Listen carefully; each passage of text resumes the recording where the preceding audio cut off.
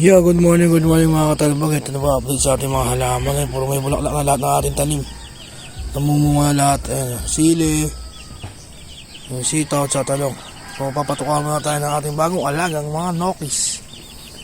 So bigyan muna sila ng tubig. Puro vitamin sila, tubig sila ngayon. Papatukan muna tayo at bininisin natin nila yung mga kulungan nila.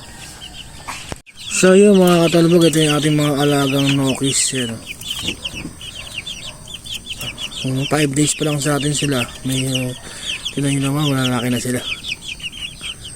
Pero nung nakuha natin sila, medyo malaki-laki na. Pero ngayon tinan mo, ganda lang ang katawan. Kaya ito ang ating bagong alagang pinagkakabalahan.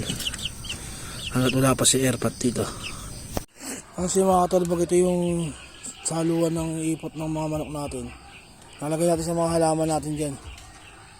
Yan o, inis ko lang yung ano nila para laging malinis yung paligid ng mga manok natin. Kasi itong mga halaman, check natin yung mga ano, may mga dapat tayo tanggalin. So araw-araw ganito lang ginagawa ko. So di ako makapagpakita sa inyo dahil wala akong cameraman. Yan o, ito naman yan yung ano nila. So may mga alaga tayo nokis. Tapos nag-pruning ako ng halaman. Ayan o. Grabe yung hangin, nakakasira ng halaman, natutuyo yung mga dahon. Saka naman ako sa dilig. Ayan o. So dito yung malaking kulungan, dito natin lalagay yung mga nokis natin pag medyo lumaki na. Kaya ano muna natin yan. Iisin muna natin maigi yan, tapos babantuan natin ng mga kung ano-ano.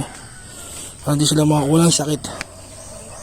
So magdadagdag pa tayo ng alaga niyan, may banlahi naman ng mga Tagalog, Brahma. Antay na tayo ng budget. So kaya baka may magbigay. Salamat. Ayan o. Ito ang ating munting taniman. Ayan mga katalbog o. Good morning sa inyo. Nga pala yung aming miracle fruit, may mga bunga na rin. Ayan o. So yun, hindi nyo nakikita yan. Ito ang aking munting garden. Ayan, meron din akong manukan. Ayan, ito yung mga manok natin ngayon, maliliitan doon. So nilipat na natin sila dito. Ayan. Pero aayusin ko muna to. Pag malaki na sila, lilipat natin sila doon. So yun lang ang aking morning routine. At saka mamayang afternoon hapon. Yan to ulit gagawin natin. Yun lang mga katalbog. Peace out.